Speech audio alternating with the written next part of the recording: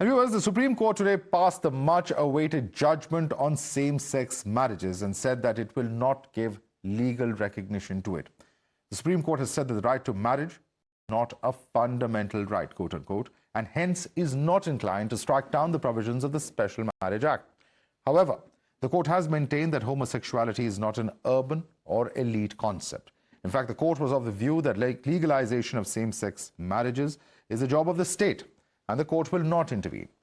However, the court has batted for provision of legal rights and social welfare measures and has also directed states to ensure that there's no discrimination or harassment of the queer community.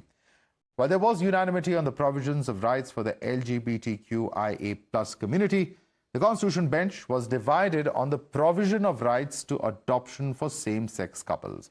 The Supreme Court has also given the green light to the centre to form a committee that will look into the rights and entitlements of persons in queer unions.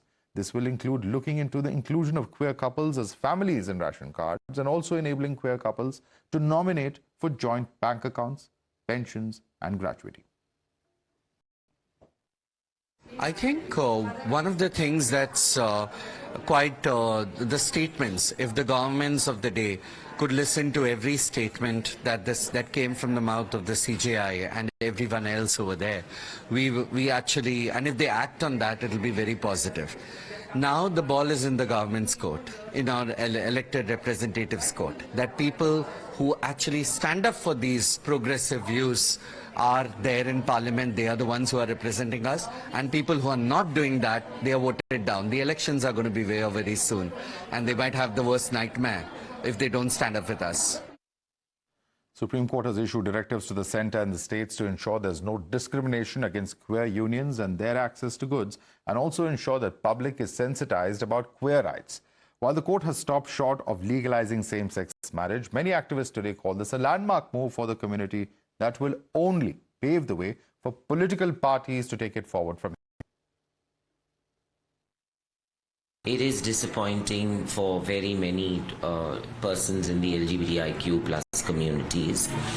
However, out of such historic failures arise eventually historic successes. So it is a grim reminder now to not limit our work with the judiciary, with the judicial arm of our democracy, but to also do intense advocacy, persistent advocacy with our elected bodies, with our MLAs, members of parliament, corporators, municipal bodies, so that there is wider, larger acceptance to civil unions, domestic partnerships, and even same-sex marriages, to even marriage equality.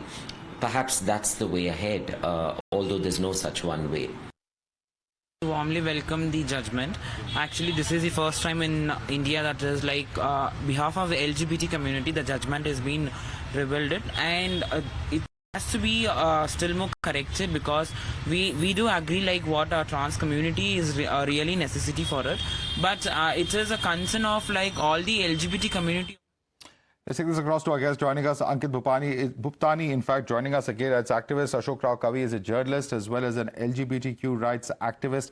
Sriraj Nair is the national spokesperson of the VHP. Also with us is Dr. Adish C. Agarwala, senior advocate and president of the Supreme Court Bar Association. Let me start with you first, Ashok Row Kavi, because what the court has said is very clear. They've come out to say that Parliament is supreme, they can legislate on this matter, but they believe that marriage is not a fundamental right as enshrined in the Constitution. Your response to what the court has said? Well, I feel, Madhav, that the Supreme Court bench has completely abdicated responsibility to add the duty to the LGBT community. In this 2018 judgment on reading down Section 377, it is the same Supreme Court which had instructed the government to sensitize all the public and all the arms of the state to equal rights for LGBT. Now, equal rights automatically means marriage rights too.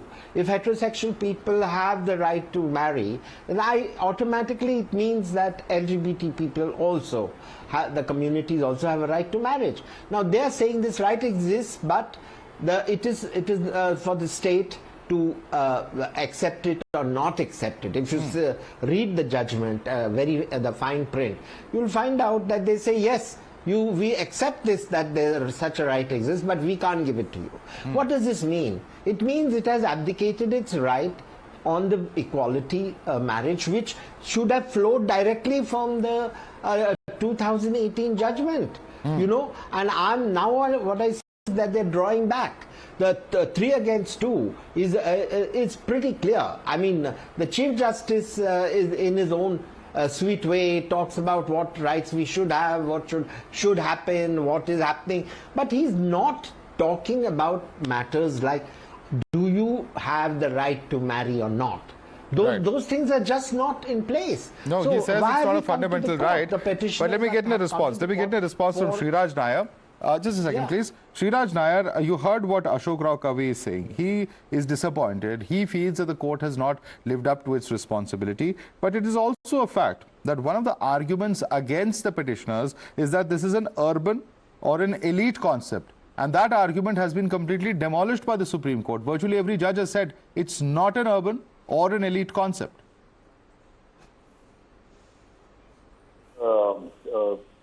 Judgment of the Honorable Supreme Court. And now what we feel is we have been always against this same-sex marriage. And where are we taking the society towards? So this kind of unnatural things happen in the society. In the society, we have to ensure, we have to see that what is the general perception of the whole people. Now the ball is going to be in the ball is going to be in the parliament or the elected representatives who will have to take care of this issue. We have been always against, and we right now I just have to say that we welcome the decision of the Honorable Court. The society doesn't accept.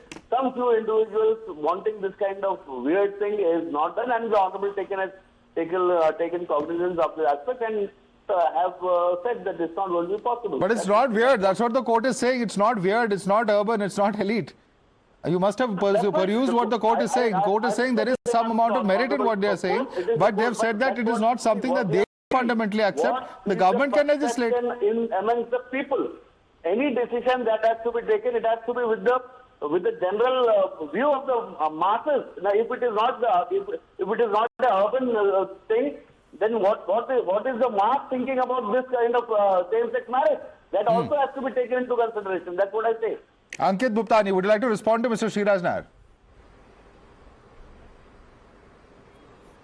I would like to respond.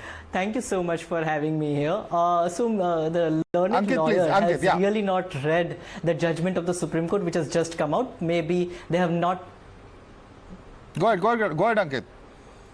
The learned judge, the learned lawyer here has not got the time to read the judgment or have not listened in the morning when the Supreme Court was giving its judgment. Well, the words they have used like urban, elite, unnatural, limited to privileged people.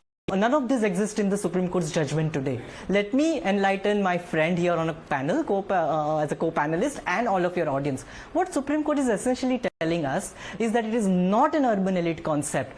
To the point, CGI also mentioned today in his while delivering the judgment, that there are so many people across the country in Tier 2, Tier 3 cities and in villages.